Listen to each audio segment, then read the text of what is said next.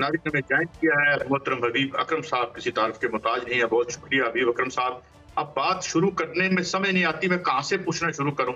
पोली crisis कहते हैं जिसे, उसने घेर रखा है वतन अजीज को। चलें शुरू कर लेते हैं। क्या ईद के बाद कहा जा रहा है कुछ बड़ी खुदा न खास्ता गिरफ्तारियां मुतवक्को हैं, और ये सब कुछ जो हो रहा है, जो खुद मुस्लिम लीग नून अपनी ही हुकूमत से नाराज है। हमने राना सनाउल्लाह साहब को देखा कि जी नकवी साहब तो पीएम भी बन सकते हैं, तो नाराज भी हैं, हुकूमत में भी हैं। ये कहां से, इधर आप ही मुझे एनालिसिस करके बताएं, मैं तो बहुत कंफ्यूज हूं हबीब अकरम साहब। देखिए, अगर मुस्लिम लीग नून का पॉलिटिकल मौकिफ देखा जाए तो वो ये समझते हैं कि उन्होंने हुकूमत बना के पाकिस्तान के ऊपर एक एहसान किया है, उन्होंने और पाकिस्तान पीपल्स पार्टी ने। वो ये कहते हैं कि पाकिस्तान तहरीक-ए-इंसाफ चूंकि सबसे बड़ी पार्टी थी और उसने हुकूमत नहीं बनाई, तो इस वजह से हमें हुकूमत बनानी पड़ी, तो लिहाजा ये पाकिस्तान के ऊपर एक एहसान की कैफियत है। तो दूसरी बात यह है कि एहसान करते हुए भी प्रॉब्लम यह है कि मुस्लिम लीग नून तनहा कुछ भी नहीं कर पा रही। एक तरफ पाकिस्तान पीपल्स पार्टी का दबाव है, तो लिहाजा ऐसी कैफियत में पीएमएल-एन के पास करने के लिए बहुत कुछ नहीं है। तो पाकिस्तान मुस्लिम लीग नून को कुछ बेबसी का एहसास तंग कर रहा है।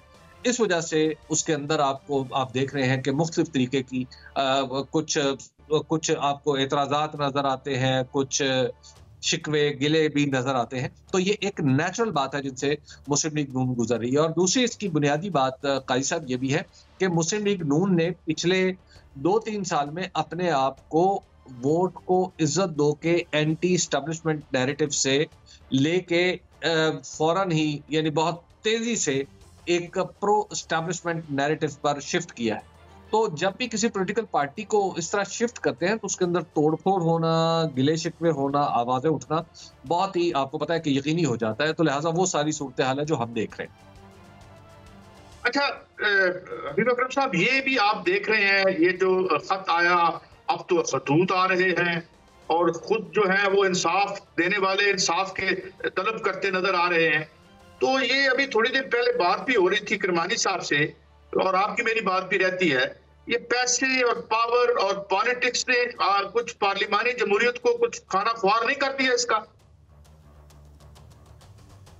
देखिए, पार्लिमानी जमहूरियत में अगर वाकई कुछ ऐसा हो चुका होता, यानी अगर आप पार्लिमानी जमहूरियत को इसके लिए आप ये नहीं मतऊन या उसको उस पे इल्जाम नहीं धर सकते। एक्चुअली आप सिस्टम के ऊपर धर सकते हैं। पाकिस्तान के अंदर जो पार्लिमानी जमहूरियत की नाकामी है, या इस वक्त जो सूरत हाल बनी नजर आ रही है कि ऐसा लगता है कि पार्लिमानी जमहूरियत हमारे मसाइल का हल नहीं है, तो उसकी वजह इलेक्शन में होने वाली धांधली है। और ये पार्लिमानी जमहूरियत के जरिए ही पहली बार साबित हुआ है कि जितने लोग पाकिस्तान तहरीक-ए-इंसाफ से जुड़ के जीते हैं, उन्होंने शायद ही कोई पैसा खर्च किया हो अपने इलेक्शन पे। उनके मुखालिफिन को खर्च करना पड़ा हो और पता नहीं किन किन मद्दात में करना पड़ा हो, क्योंकि कई तरह की कहानियां पाकिस्तान के अंदर गर्दिश कर रही हैं। लेकिन बहरहाल आप देख रहे हैं कि पाकिस्तान के अंदर पहली दफा ऐसा हुआ कि बगैर पैसे के लोग जीते, और बाज ऐसे लोग जीते हैं जो पहली दफा इलेक्शन में खड़े हुए और वो किसी न किसी ऐवान के मेंबर बन गए। तो यहाँ पे तो पार्लिमानी जमहूरियत की, इसको आप नाकामी नहीं, इसको कामयाबी कहें।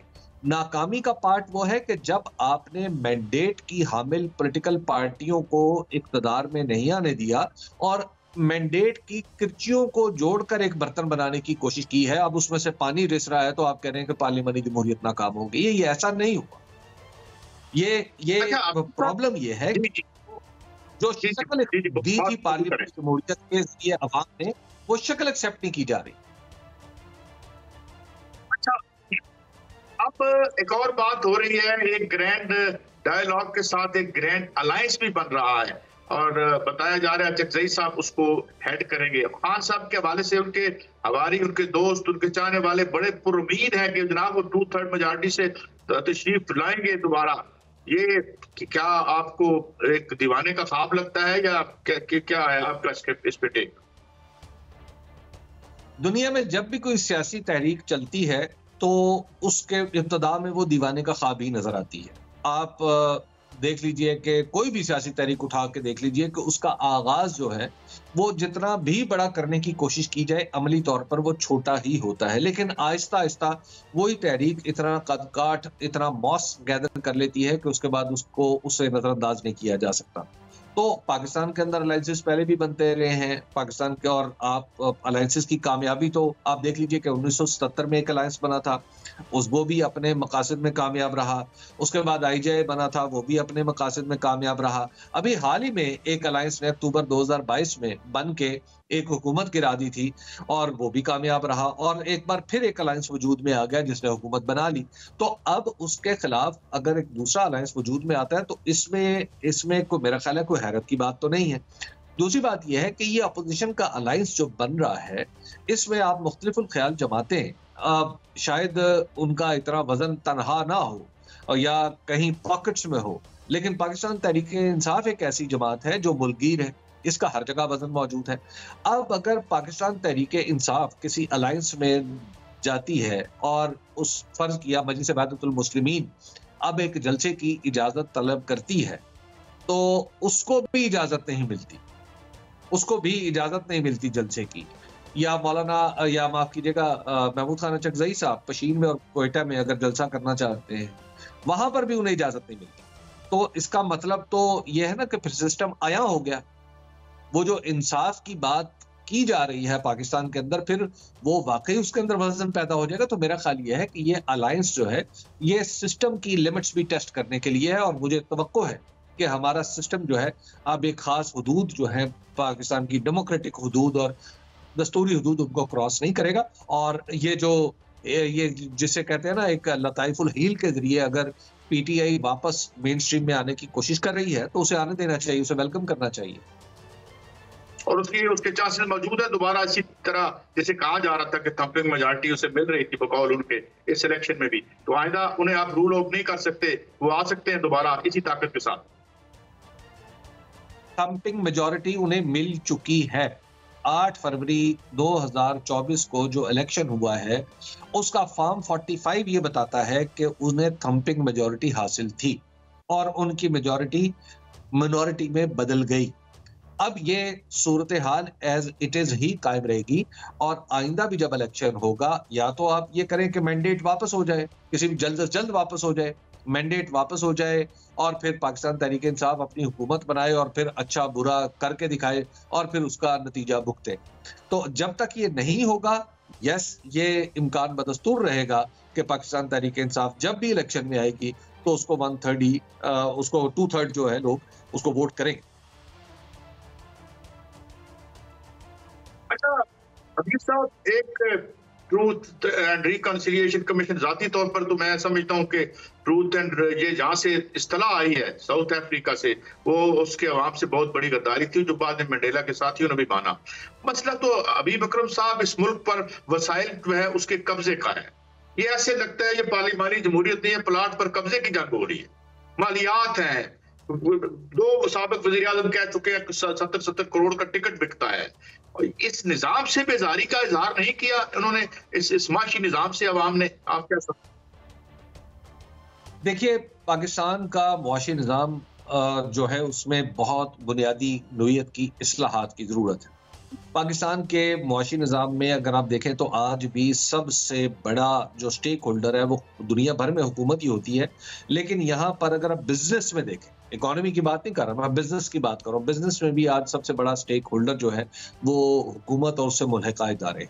तो ये खुद सिस्टम के अंदर इतनी बड़ी आप यूं कहिए कि नाइंसाफी पैदा कर देते हैं या सिस्टम को गैर हमवार कर देते हैं कि आप पाकिस्तान के मुआशी निज़ाम को उस तरह देख ही नहीं सकते जिस तरह किसी नॉर्मल कैपिटलिस्ट सोसाइटी में देखा जा सकता है।